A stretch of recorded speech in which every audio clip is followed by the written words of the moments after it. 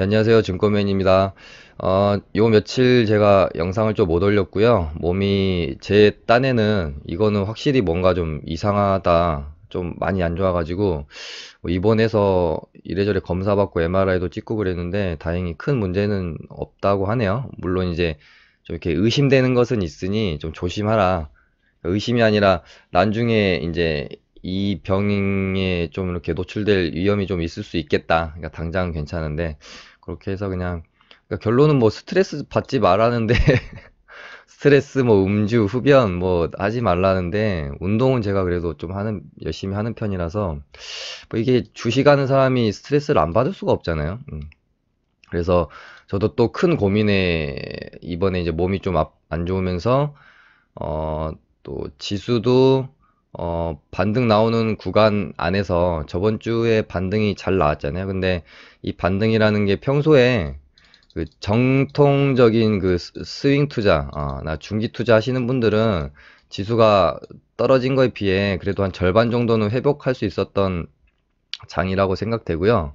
저는 이제 어떤 전통적인 스윙 투자, 그 외국인이나 기관의 수급이 들어오는 그런 종목들 위주의 스윙 투자를 엄청 이렇게 높은 비중으로 선호하는 측면은 아니기 때문에 이번 반등의 지수 반등 때 어떻게 보면 조금 소외감을 느꼈을 수도 있어요. 근데 이제 주식을 하는 사람마다 다 스타일이 다르고요. 어떤 사람은 이런 장세에서 이런 매매를 잘하고, 어떤 사람은 또 이런 장세에서 이런 매매를 잘하고, 다 다른 거거든요. 그래서, 물론 모두 다 잘하면 좋겠지만, 그러기가 힘들기 때문에, 내 것이 아닌 장에서 소외감이 느껴지는 건 당연한 거고요. 또 기다리고 있다 보면 내가 잘할 수 있는 장이 와서, 또, 이런 매매하는 사람들은 또 이런 장에서 소외감을 느끼고, 이런 매매하는 사람들은 이런 장이 오면 소외감을 느끼고 그런 거거든요. 뭐 굳이 내가 잘하지 못하는데 왔다 갔다 하면서 엇박자 탈 필요 없이 또 차분히 좀 기다리는 것도 하나의 방법이라고 생각이 들어요. 그러면서 이제 오늘은 제가 말씀을 이제 드리려고 하는 것은 사실 이제 제가 개인 매매 할 때 한 뭐 한 70에서 80% 이상의 매매가 저는 이제 보통 기준봉 세워지는 장대 한봉 세워지는 종목의 눌림에 들어가서 반등을 순차적으로 이런 식으로 이제 먹고 나오는 반등 반등 반등 그러다가 이렇게 조정받다가 2차 상승으로 이어지면 크게 또 먹고 나오고 제가 한 뭐 80% 정도의 매매를 기준봉 눌림봉 매매를 하거든요. 여기서 말하는 기준봉이라는 것은 이제 장대 양봉이 세워지는 종목들이고 대부분은 이제 뭐 테마주나 급등주 매매가 되겠죠. 세력주라고 우리가 보통 말하기도 하고요. 이 매매를 저는 이제 주로 하고 있는데, 이제 이 매매가, 리딩으로 구현내기가 조금 까다로운 부분이 너무 많아요. 제가 실제적으로 개인 매매를 하는 것들은 템포가 너무 빠르기 때문에 이거를, 리딩으로 해내기가 좀 힘든 면이 있었죠. 근데 제가 이제 이 매매를 가장 좋아하는 점은 뭐냐면, 물론 장세나 뭐 이제 지수의 영향을 안 받는 종목은 없어요. 존재하지 않습니다. 그러니까 내가 하는 모든 종목은 모든 것이 다 지수 안에 있고, 뭐 업종 안에 있고, 섹터 안에 있고 그런 거지, 뭐 섹터를 이기고 시장을 이기는 종목은 없어요. 그러니까 우리가 하는 모든 매매는 항상 시장 안에 존재한다는 것을 알고, 그만큼 그래서 지수를 보면서, 지수를 흐름을 읽으면서 매매를 하는 게 중요한 것이죠. 아무리 세력이 올려놓는 세력봉, 기준봉, 급등주라고 해도 장이 안 받쳐주면, 뭐, 장이 안 받쳐주면 오를 것도 뭐 안 오르고 반등 나와야 될 때서 반등 안 나오고 밀려버리고 이런 거거든요. 그래서 무조건 뭐 세력봉이라고 해서 이제 세력이 컨트롤하는 종목이라고 해서 세력들이 무조건 뭐 마음대로 주가를 컨트롤할 수 있는 게 아닙니다. 근데 우리는 좀 착각을 하는 부분이 있어요. 세력이 어떤 뭐 전지전능한 신이 아니기 때문에 그들도 저도 좀 오래된 얘기지만은 이제 그 소위 세력이라고 하는 그런 분들을 한 두 분 정도 저도 예전에 만나본 적이 있는데 몰라 그분 말에 따르면 이 작전을 하는 그러니까 주가를 컨트롤하는 세력들도 성공 확률이 뭐 60% 같이 안 된다고 해요. 워낙 변수도 많고, 어, 그렇죠. 아무리 완전히 뭐 유통 물량이 너무나도 적어서 그 유통 물량을 다 장악해서 아주 거래대금 아주 적은 종목들이 있잖아요. 한 20억, 30억도 안 되는 종목들. 이런 종목들은 세력이 정말 마음대로 할 수 있는 부분이 있다고 볼 수도 있겠지만, 최소 뭐 거래대금 막 3, 400억 넘어가는 것들, 이런 것들은 아무리 세력이라고 해도, 그들이 원하는 대로 아예 주가를 이렇게 컨트롤하기 힘들다는 거죠. 그래서 우리가 이제 매매를 할 때 거래대금이 높은 종목들 위주로 봐줘야 한다는 것도, 어떤 세력 하나가 이 주가를 정말 마음대로 해버릴 수 있는 그런 종목을 고르게 되면, 이렇게 뭐 장대 한번 뽑아놓고 바로 뭐 장대 음봉으로 꽂아버리면서 그냥 털고 나와버리는 이런 모습이 많이 출현을 해요. 이거는 이제 좀 이따가 설명을 드릴 건데, 기본적인 원리에 대해서 좀 설명을 드리도록 하겠습니다. 이 기준봉 눌림목 매매, 반등 매매를 제가 아까도 말씀을 조금 드리다 말았는데, 그나마 지수의 영향을 좀 덜 받는다. 받기는 받는데 그나마 좀 덜 받아서, 지수가 뭐 좋을 때는 당연히 매매하기가 좋을 것이고요.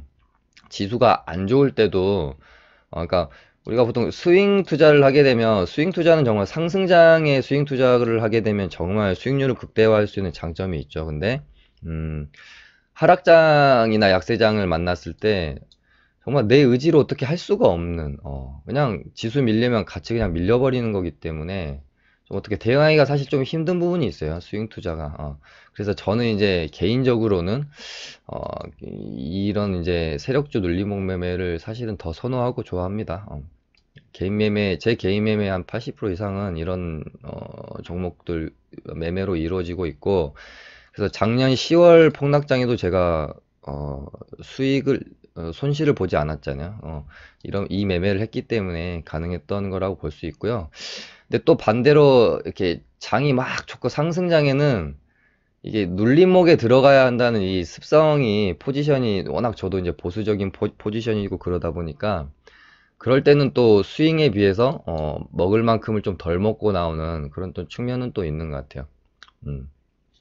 그래서 일단 뭐 기본적으로 원리를 좀 설명을 드리면, 우리가 어떤 상한가면 제일 좋고요. 상한가일 수도 있고, 뭐 예를 들어 윗골이 좀 달린 뭐 20% 이상짜리, 20% 웬만하면 20% 이상짜리 장대 양봉이 저는 좋다고 보여지고요. 너무 윗꼬리가 또 이렇게 길게 달리면, 너무 윗꼬리 길게 달리면서 쭉 빠지는 이런 것들은 이 윗꼬리가 매집봉인지 털고 나온 봉인지 우리가 알 수가 없기 때문에, 이런 것보다는 윗꼬리가 그렇게 길지 않은 장대 양봉 혹은 상한가가 나온 종목들이 우리가 매매를 하려고 하는 1번의 어떤 대상이 된다. 기준봉의 출현, 기준봉의 출현. 제가 이제 다른 뭐 유튜브 하시는 분들처럼 뭐 PPT나 이런 걸로 깔끔하게 정리해서 하는 스타일이 아니고, 제가 좀 이렇게 즉흥적으로 그냥 좀 하는 스타일이어서 다른 분들보다 좀 덜 정리된 느낌은 좀 있을 수도 있는데요. 그만큼 저는 그냥 제가 갖고 있는 생각을 그대로 내뱉는 거기 때문에 또 뭐 좀 날것의 느낌은 좀 더 있을 수 있을 것 같습니다. 기준봉이 출현을 하게 되면, 그 다음에 이 기준봉이 어떤 이유로 출현을 했는지 좀 재료를 봐야겠죠. 재료. 그래서 이 재료라는 게 테마를 형성해주면 좋습니다. 그러니까 집단적으로, 그러니까 개별적으로 개별 종목의 이슈로 뭐 이렇게 가는 것보다는, 뭐 아시다시피 뭐 대북주, 뭐 수소차, 뭐 최근에 미세먼지, 그 다음에 뭐 로봇 관련주, 뭐 이런 식으로 최소한 3개 이상의 종목들, 뭐 대장주가 하나 있고 나머지 뭐 2등주, 3등주 이런 식으로 최소한 3개 이상, 2개는 좀 약하죠. 테마라고 보기가 힘들고 3개 이상의 종목군이 집단적으로 묶여서 테마를 이뤄서 상승을 이뤄낼 때 우리가 이런 것들을 좋게 보죠. 거기다가 이 테마를 이룬 상승을 주도한 이 재료 자체가 정부에서 주도하는 정책에 좀 엮여 있는 것들이라면 훨씬 더 그 신뢰도가 높다고 볼 수 있겠죠. 뭐 강한, 그러니까 테마를 이뤄서 쉽게 시세가 죽지 않고 2차 상승, 3차 상승까지 이어지는 재료들 보면 거의 다 정부 정책과 관련된 것들 뭐 다 마찬가지잖아요. 음. 최근에 정부 정책이랑 관련돼 엮여서 올라왔는데 시세에 못 내고 죽었던 거는 제 기억에는 예타면제 관련주 하나밖에 없었던 것 같아요. 웬만해서 엮여서 집단적으로 올라오면 거의 다 뭐 3차 상승까지는 시세를 좀 주고 떨어지는 것 같고, 정부 정책이 아닌지만 굉장히 지속적으로 강한 모습을 보고 있는 섹터가 BTS, 방탄소년단 관련주죠. LB세미콘도 정말 강하고 뭐 좀 개밀 같은 종목이죠. 그리고 개별주지만 웬만한 테마의 대장군보다 대장주만큼 큰 힘을 요즘 보고 있는 게 뭐 현대바이오, 그 다음에 뭐 ABL 바이오, 뭐 이런 종목들이 있을 수 있겠죠. 이전에는 뭐 셀리버리가 있을 수 있었고, 그러니까 제약바이오 이것도 어떻게 보면 또 섹토로 하나를 볼 수가 있는 거예요. 한때 명성이 좋았던 그런 시총 상위 대형 제약바이오주가 아닌 뭔가 그 새거 느낌들 있잖아요. 때가 좀 안 탄 바이오 종목들이 군을 이루면서 최근 그 시세를 내주고 있는 그런 모습들이 있죠. 그래서 말씀을 다시 정리를 해드리면, 일단 기준봉이 출현을 하면 이 기준봉이 개별 재료라면 이 재료가 얼마나 강한 재료인지를 파악을 해야 되고요. 개별 종목으로 간 상승이지만 충분히 강한 재료라고 판단이 되면 또 매매를 해볼 수가 있는 거죠. 그 다음에 제일 중요한 것은 테마를 이뤄야 된다. 집단적으로. 그래서 말씀드린 것처럼 정부 정책 관련된 테마면 가장 좋다. 그리고 정말 시장에 이슈가 되는 그런 테마들 있잖아요. 그런 테마들이면 이 안에서 주가가 낮다고 해서 2등주, 3등주를 절대 손댈 필요가 없고요. 무조건 그냥 주가가 높아도 대장주만 하시면 됩니다. 근데 요즘은 또 트렌드가 같은 테마 안에서 예전에는 한 번 대장주가 계속 대장주 역할을 했었는데 요즘은 대장주가 심심치 않게 바뀌는 모습도 많이 보여요. 그래서 어떤 테마가 출현을 하면 항상 이렇게 그 HTS 관심 종목군에다가 옮겨놓고 계속 같이 보면서 매매가 되어져야 됩니다. 여기까지 이제 확인이 됐다라고 하면 그 다음은 뭐 거래대금이 그래도 최소한 100억 이상은, 그러니까 기준봉 출현 당시 거래대금이 최소한 100억 이상은 100억도 좀 사실은 작은 것 같아요. 300억 이상은 좀 넘어줘야, 기준봉 나올 때 300억 정도 터지면 또 그 다음 조정봉부터는 이 일평균 거래대금이 줄어들게 되거든요. 근데 기준봉 때 300억 이상은 터져줘야 여기서도 뭐 한 50억 이상씩은 거래가 나오니까 한번 매매를 해볼 수가 있겠죠. 그 다음에는 뭐 차트를 볼 수가 있겠죠. 이 기준봉이 나오기 전 앞산의 상황을 보면서, 아, 이 종목이 매집이 좀 잘 된 종목이네. 이렇게 바닥권에서 윗꼬리가 좀 달리면서 매집된 봉들이 있다거나, 이렇게 개미들 지치게 하면서 물량을 뺏는 어떤 앞단의 과정들이 있은 다음에 이 박스권이나 매물대를 돌파하는 양봉이 출현한 종목들이 사실은 차트적으로는 완벽하다고 볼 수 있고, 거기다가 이렇게 정배열이 이루어져 있으면 참 좋죠. 이런 것들 좀 봐주는 게 중요하고, 어떤 그 매집받은 흔적이 전혀 없는데 그냥 재료의 힘만 가지고 갑자기 양봉을 뽑아내는 경우가 있어요. 근데 이런 경우 상승을 이어가지 못하고 죽는 경우도 좀 있을 수 있거든요. 그래서 이런 것들 좀 눈여겨봐야 되고, 이 다섯 번째로는 이 종목, 우리가 주식을 오래 하시다 보면 웬만하면 어떤 종목이 딱 출현을 하면 뭐 웬만하면 그 종목에 대해 좀 아시는 수준이 돼요. 한 5년 이상 이렇게 급등주, 세력주 매매를 하시다 보면 그냥 뭐 어떤 종목이 출현만 해도 기준봉만 세워줘도 어떤 테마가 같구나 이렇게 좀 알 수 있는 정도가 되고, 매매를 많이 하다 보면 옛날에 내가 매매했던 종목들, 이런 종목들의 끼라고 해야 될까요? 끼나 어떤 특성, 예를 들어 최근에 미세먼지 관련주로 하츠가 엮였는데, 하츠 예전에 정말 매매 뭐 2012년, 13년, 14년 뭐 이럴 때 매매 많이 하셨던 분들 아시죠? 너무나도 따박따박 수익을 잘 줬던 종목이거든요. 그리고 이런 것들 보면서 하츠가 올라왔네. 와, 이거는 그냥 종목이 주는 신뢰감 같은 게 있어요. 그리고 그 다음에 뭐 최근에 엘비세미콘처럼 정말 그냥 끼가 가득한 종목들, 그 위아래로 변동성이 세면서 반등 나와줘야 될 때에서 확실히 뽑아주는 그런 끼 있는 종목들이 있어요. 뭐 최근에는 뭐 현대바이오, 에이벨바이오, 뭐 LB세미콘 이런 종목들 보면은 정말 핫하죠. 쉽게 죽을 것 같지 않은 그런 느낌을 주는 종목들. 그러니까 이런 것들이 종합적으로 판단이 되면서 어, 기준봉이 세워졌고 어떤 이유로 상승을 했는지 봤더니 테마군으로 엮여 있다거나 개별 재료이긴 하지만 굉장히 괜찮은 재료이다. 막 시덥잖은 재료가 아닌 거죠. 괜찮네. 그다음에 거래대금도 뭐 300억 이상 혹은 뭐 1000억 이상씩 터지면서 시장에 정말 이슈를 몰고 오는 그런 종목들은 웬만해서는 기준봉 세워놓고 뭐 장대음봉으로 어떤 반등도 없이 밀어버리는 경우가 그렇게 흔치 않아요. 그래서 우리가 뭔가 세력도 우리는 하나의 세력이 종목을 이렇게 컨트롤한다고 생각하지만 물론 주포는 존재할 수 있는데 그 안에서 정말 여러 가지 요소들, 여러 가지 시장 참여자들의 움직임, 의도들이 이렇게 합쳐지면서 차트라는 게 만들어지는 것이지 그냥 세력 진짜 딱 한 존재 뭐 이렇게 저는 물론 좀 더 자금이 크고 이 종목에 대한 개입의 영향력이 큰 주포는 존재한다라고 보는데 주포가 이 하나만 있진 않다는 거죠. 그러면서 뭐 손바뀜도 많이 일어나고 그렇기 때문에 일단 거래대금이 많이 터지면서 시장에 이슈가 되어줘야 아까 말씀드린 것처럼 우리가 기준봉 매매를 하면서 경계해야 할 건 딱 하나거든요.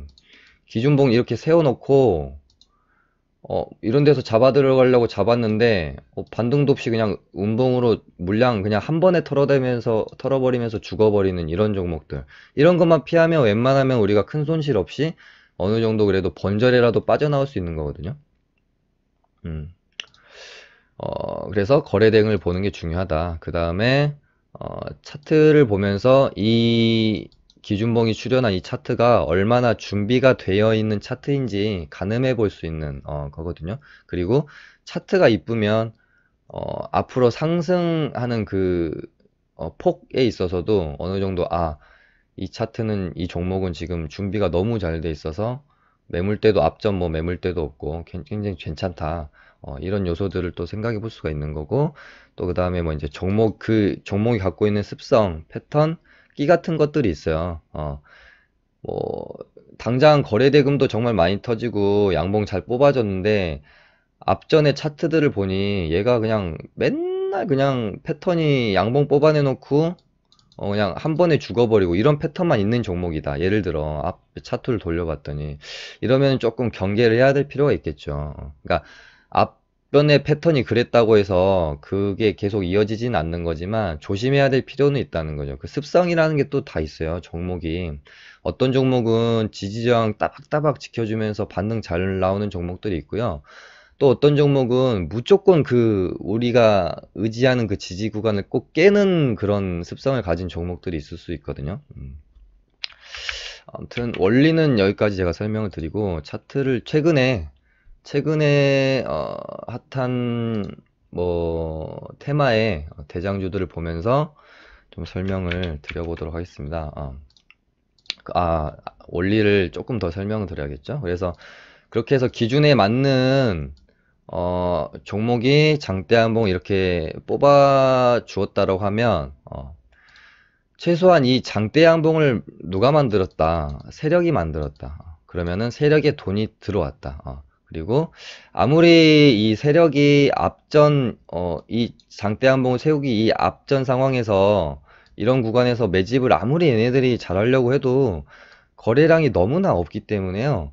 이 장대양봉을 뽑아낼 당시에 절반 이상의 자금이 투입된다고 저는 생각을 해요. 이럴 때는 뭐 아무리 매집해봐야 이 정도밖에 안 되는 거거든요. 근데 이때 뭐 양봉 때 보시면 거래대금이 이렇게 터지잖아요. 460억. 뭐 끼키야 뭐 이날은 조금 터지긴 했죠. 270억, 뭐 100억 뭐 이런 수준이기 때문에 죄송합니다. 결국은 상한가가 만들어지는 이 기준봉에서의 거의 대부분의 매집이 이루어진다라고 저는 생각을 해요. 그래서 이렇게 장대 양봉이 뽑아내지면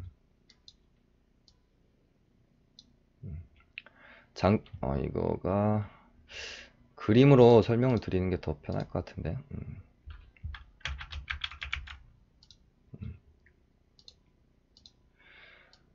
자, 이렇게 세력봉, 기준봉이 출현을 했다. 그러면은 이 장대 양봉의 세력들의 힘이 개입이 됐다는 거잖아요. 이 힘은 이꼬르 돈일 것이고, 이들의 평단이 뭐 대충 그냥 우리가 그냥 뭐 좀 러프하게 뭐 절반 이상 구간이진 않을까요? 앞전 상황에서 아무리 매집을 잘했어도 대부분의 돈이 이 상한가를 만드는 데 쓰여지기 때문에 막 평단가가 이런 정도이기는 좀 힘들지 않을까.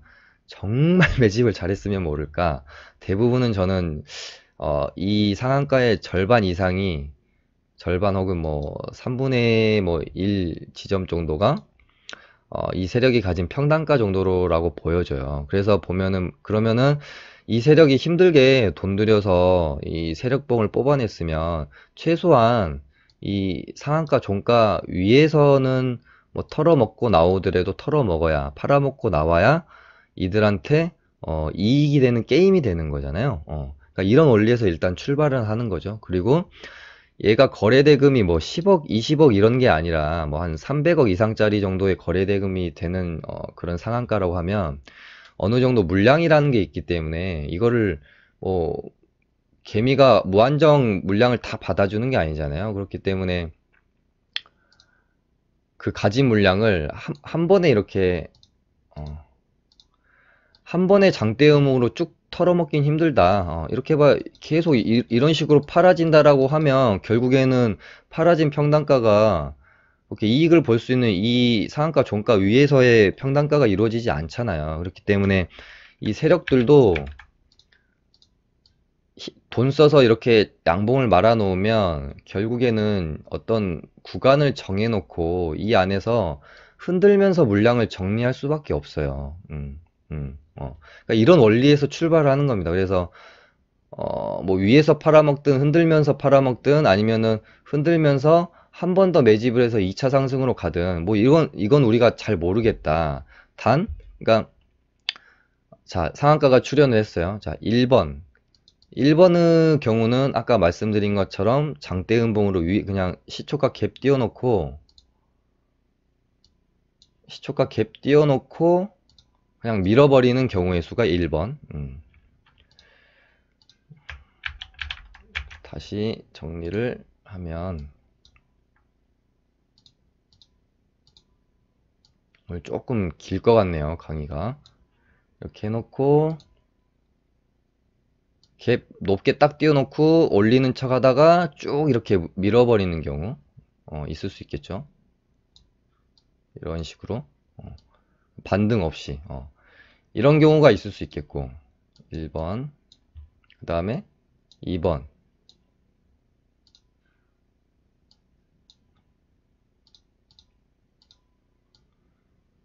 이렇게 상한가를 만들어 놓고 뭐 이런 정도의 모습 그러니까 어떤 구간을 만들어 놓고 이 안에서 물량을 털어먹는 모습 그 다음에 3번은 장대양을 이렇게 양봉을 뽑아 놓고 이 안에서 털어먹다가 죽이는 모습 그 다음에 4번 장대양봉 뽑아 놓고 털어먹다가 다시 올리는 모습 우리가 이 정도의 패턴으로 크게 나눠볼 수 있을 것 같아요. 아예 죽는 패턴 기간 조정이나 가격 조정을 조금씩 하면서 이 안에서 털어먹는 패턴 그 다음에 털어먹다가 죽는 패턴 털어먹다가 올리는 다시 2차 상승을 올리는 패턴 우리가 크게 이런 네 가지의 경우의 수를 놓고 보면서 우리가 이 먹을 구간들을 찾아가는 거죠. 그러니까 최소한 갭 띄워놓고 반등 하나도 없이 이렇게 죽여버리는 이 1번의 경우만 아니라면 최소한 우리가 여기서 사서 여기서 팔고 여기서 사서 여기서 팔고 하는 수익의 구간이 나올 수 있다라는 거죠. 그리고 3번 같은 경우에도 최소한 여기서 사서 여기서 팔고 한두 번 정도 먹고 난 다음에 시세가 죽을 때 얘네들도 또 이렇게 막 죽는 게 아니라 또 그러니까 아무리 그러니까 어느 정도 그 힘이 있게 세력봉이 형성이 되면 이렇게 죽지 않고 죽더라도 계단식으로 떨어지면서 죽는단 말이에요. 반등을 주면서 먹고 사서 팔고 먹고 사서 팔고 먹고 떨어지는 구간에서도 반등 이렇게 먹는 매매들. 그러니까 이런 매매가 이제 제가 이제 지금 거의 이제 메인으로 하고 있는 기준목이 출현하고 나서 눌림목이 발생할 때마다 반등을 먹고 나오는 매매라고 원리를 일단은 설명을 드릴 수가 있고, 최근에 뭐 이제 핫했던 종목들 위주로 보면서 설명을 드리면, 이런 구간들을 일단 기준봉 세워놓고, 자, 이 얼마나 지루한 거의 한 달, 두 달, 한 달 반에 가까운 시간 동안 이 박스권 안에서 기간 조정을 거치면서 뭐 물량도 매집하면서 어떤 그 때를 기다렸을 수가 있겠죠. 때를. 왜냐면은 어쨌든 이 테마주 종목들은 뉴스랑 함께 상승을 시켜주는 경우가 많기 때문에 뭐 뉴스도 아무것도 없는데 막 자기들이 알아서 돈 써가지고 올리긴 힘들어요. 아무리 세력들도 양봉을 말아주려면은 절반은 세력이 이렇게 불꽃을 붙이는 거는 세력이 해도 그 상승의 힘을 도와주는 것은 결국엔 개인의 매수세의 힘도 필요한 거예요. 그럼 이렇게 하츠라는 종목이 이렇게 좋은 모습으로 이렇게 만들어졌죠. 매집이 충분히 잘 된 모습. 그러고 나서 박스권을 뛰어넘는 상한가가 출현을 했다. 그러면은 얘가 좀 눌리면 잡아서 주가가 눌리면 잡아서 반등 먹고 눌리면 잡아서 반등 먹고 혹시 또 충분히 눌리면 잡아서 반등 먹고 또 충분히 눌리면 잡아서 반등 먹고 이런 이제 시나리오를 세워보는 거고 이제 그렇다면 대체 그 당신이 말하는 눌림이라는 게 어떤 자리들이냐라고 하는 부분에 대해서 이제 연구가 들어가는 거죠. 보통은 어떤 패턴에서 어느 정도 자리에 눌림을 줬을 때 반등의 확률이 크더라. 그래서 이제 어느 정도 체계화가 시켜지는 게 세력봉이 한번 출현을 하고 여기는 첫째 날 봉이 너무 길어서 조금 예로 들기에는 맞지 않은 것 같아요. 그러니까 눌림목 매매할 때 가장 조금 접근하기 힘든 부분들이 어떤 눌림 없이 양봉으로 계속해서 이렇게 상승하는 종목들 있잖아요. 이런 종목들이 좀 잡기가 좀 많이 힘들긴 하죠. 이런 구간을 차라리 예로 들면은 더 쉬운 것 같아요. 1차, 2차, 3차 상승의 구간이기 때문에 사실은 조금 조심해야 되는 구간인 건 맞고, 상한가가 출현을 하고 첫날 이렇게 보통 이제 제가 정의 내리기를 상한가 출현을 하고 1일차부터 3일차 동안에 가장 이 변동성이 커요. 상한가 1일차에서 2일차가 가장 변동성이 크고 3일차에는 보통 변곡점이 생기는 경우가 많아요. 3에서 뭐 한 4일차 정도. 그러니까 이게 상한가가 출현을 하고 1에서 3일차가 딱 5일선이 기준이 되거든요. 5일선 위에서 캔들들이 3개 정도가 형성이 돼요. 그리고 3일차가 지나게 되면 보통 이제 5일선 밑으로 내려오면, 그러니까 3일차 안에 다시 한번 주가의 2차 상승을 이뤄내지 못한다면 5일선을 깨고 내려오게 되고, 그렇게 되면 그 밑에 뭐 7.5일선, 11선 이렇게 형성이 되죠. 그러면은 또 4일차에서 한 8일차까지는 혹은 또 그 이상 11차까지는 이 7.5일선과 11선, 그러니까 5일선과 11선 사이에서의 어떤 주가의 변동이 생기게 되죠. 그래서 그 다음은 이제 11선과 21선 사이에서 또 이렇게 캔들이 형성되면서 뭐 횡보하다가 다시 한번 이렇게 돌아나가는 흐름을 만든다든지, 그렇게 돼서 저 같은 경우는 상한가 이렇게 출현을 하면 1일차의 눌림목의 공략을 한번 하고 2일차 눌림목의 공략을 한번 하고요. 그 다음에 5일선 붙는 거 보면서 5일선 붙여서 반등 한번 노려보고 그 다음에 4일차부터서는 2차 상승으로 가는 슈팅이 나오거나 그러니까 상한가 출현하고 3일차 안에 뭔가 이렇게 상승세로 돌아서는 모습이 안 보이면 4일차부터서는 5일선을 깨면서 주가가 한 단계 레벨 다운하는 경우가 많아요.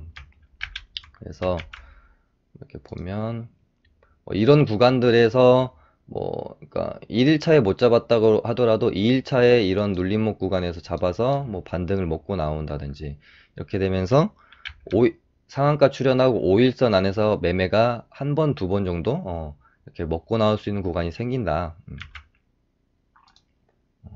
계속해서 이 안에서 주가들이 변동하면서 뭐 작게는 뭐 3%, 크게는 뭐 7, 8%, 10%까지도 계속 이렇게 변동성이 있기 때문에 저점에 잡아서 고점에 팔고 뭐 이런 매매들을 하는 거죠. 눌림목 매매들을. 아까 말씀드린 것처럼 3일차에 이런 식으로 음봉이 형성되고 예를 들어 상한가가 출현을 하고 3일차 안에 양봉을 이렇게 쭉 뽑아주는 상승 국면으로 돌림이 없으면 말씀드린 대로 4일차에서 투매가 나오면서 5일선 깨는 확률이 많이 나와요. 그렇기 때문에 이럴 때는 또 저 지금 이거 차트를 기억이 안 나서 모르거든요. 근데 뭐 이런 식으로 분할 매수 한번 해볼 수가 있겠죠. 5일선 위에서 한 번, 두 번 먹고 나오고 이렇게 이런 식으로 음봉 투매가 나온다든지 2음봉 정도로 떨어지면 7.51선의 절반, 뭐 11선의 절반 이렇게 분할 매수 해봐야겠다. 이런 식으로 접근을 해볼 수가 있겠죠. 반등이 뭐 이 안에서 한번 나왔겠죠. 충분히 먹고 나올 수 있는 반등이 있었습니다. 그 다음에 11선에서 이렇게 이제 또 돌아나가는지 아니면은 기술적 반등으로 끝나고 다시 이런 식으로 눌리면 그 다음에는 12선이랑 21선 사이에서의 반등을 노려볼 수 있겠죠.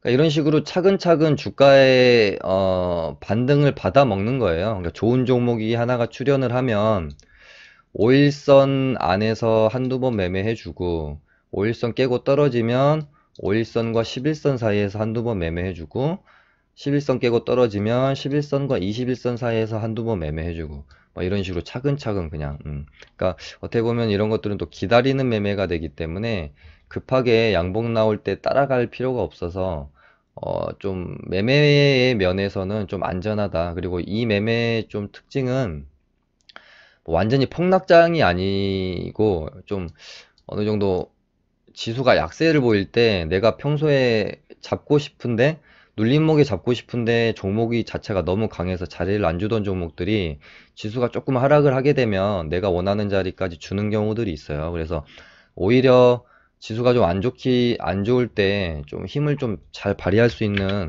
그런 매매이기도 해서 참 좋다.